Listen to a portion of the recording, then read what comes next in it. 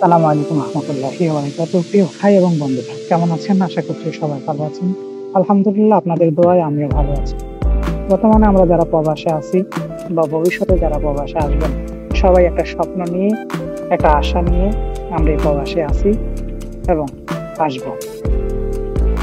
বর্তমানে প্রবাসে যারা আসতেছেন তারা প্রত্যেকেই তাদের প্রোফাইলগুলোতে একটা স্ট্যাটাস দিয়ে আসেন। এই সোশ্যাল মিডিয়ার কল্যাণে আমরা হাজার হাজার প্রবাসীর সেই স্বপ্নগুলো জানতে পারি, দেখতে পারি।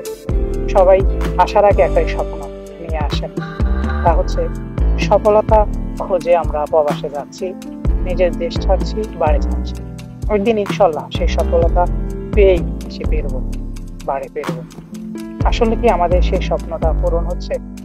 আমরা কি আদৌ খোঁজ পাচ্ছি সফলতার, নাকি সফলতা শুধুই একটা মিথ্যে আশা, মিথ্যে স্বপ্ন? আমরা যারা প্রবাসে আছি আমরা দেখতে পাচ্ছি আমাদের আগের প্রজন্ম যারা প্রবাসে এসেছিল তারা এখন প্রবাসী রয়ে গেছে, অথচ জীবনের 15 বছর, 20 বছর, 30 বছর কিন্তু তারা এখানে কাটিয়ে দিয়েছে। কেন তারা এখনো দেশে ফিরতে পারে? হ্যাঁ, যারা 15 বছর, 20 বছর, 30 বছর আগে প্রবাসে এসেছিল তাদের স্বপ্নটা আমাদের জানা ছিল না, কিন্তু তাদের স্বপ্নটা তো এটাই ছিল, তাই না? বর্তমান সোশ্যাল মিডিয়ায় হয়তো আমাদেরকে দেখাচ্ছে, আমাদের স্বপ্নগুলো আমাদেরকে জানাচ্ছে, কিন্তু যারা 15 বছর, 20 বছর আগে এসেছিল ওই সময় হয়তো সোশ্যাল মিডিয়া ছিল না, যার কারণে তাদের স্বপ্নগুলো আমরা দেখতে পাই।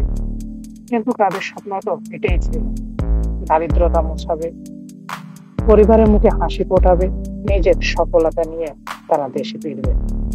অথচ তারা এখনো প্রবাসী রয়ে গেছে। তারা কি পরিশ্রম করেনি? তারা কি কাজ করেনি? তাহলে কেন তারা সফলতা পায়নি? আসলে সফলতা একটা মিথ্যে মরীচিকা, যা আমরা দেশে থেকে স্বপ্ন দেখি, কিন্তু এখানে আসার পরে আমরা পরিশ্রম করি, যতই পরিশ্রম করি ততই একটা কোম্পানির ফায়দা হয়। যারা প্রবাসে আছে বা প্রবাসে যারা আসতেছেন তারাই দেখতেছেন যে বর্তমানে যদি 100 জন প্রবাসী আসে তার মধ্যে 60 থেকে 70 জন প্রবাসী আছে বিভিন্ন সাপ্লাই কোম্পানি। এই সাপ্লাই কোম্পানিতেই আমরা আসতেছি, আমাদেরকে নিজেকে বিক্রি করে দিচ্ছি, নিজেদের স্বপ্নগুলোকে বিক্রি করে দিচ্ছি, বন্দী হচ্ছে একটা কোম্পানির কাছে। আমরা চাইলেই স্বাধীন হতে পারি, আমরা পরিশ্রম করি, আমরা মাথার ঘাম পায়ে দিই, কিন্তু দিন শেষে আমরা নির্দিষ্ট একটা অঙ্কে স্যালারির মধ্যে নিজেকে সঁপে দিয়েছি। আমরা হাজার চেষ্টা করলেও সেই অঙ্কটা আর বাড়াতে পারি। সবকিছু বাদ দিয়ে আমরা যে অঙ্কটা পাঠাই তাতে ফ্যামিলির খরচ চলে যায়। দিন শেষে আমাদের জন্য, আমাদের সফলতার জন্য দেশে যে আমরা একটা কিছু করব তার জন্য কোনো অর্থ থাকে না। তাই আমাদের এভাবেই পড়ে থাকতে হয় বছরের পর বছর। যারা এখন আছেন 15 বছর, 20 বছর, 30 বছর, যে সফলতার খোঁজে তারা এসেছেন, এখনো সেই সফলতার খোঁজে যাচ্ছেন, সেই সফলতা এখনো পাওয়া হয়নি বা কবে হবে তাও জানা নেই।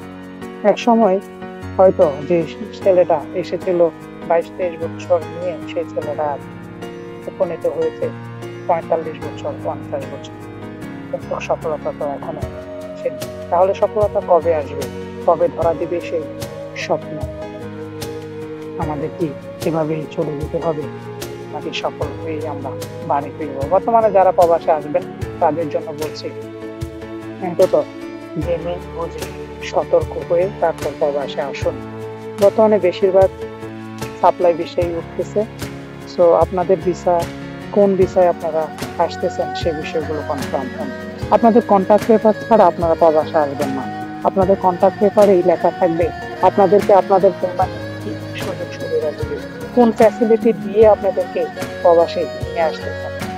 তো ওই বিষয়গুলো কনফার্ম হয়ে তারপর আপনার কন্ট্যাক্ট পেপারে সাইন করে আপনারা প্রবাসে আসুন।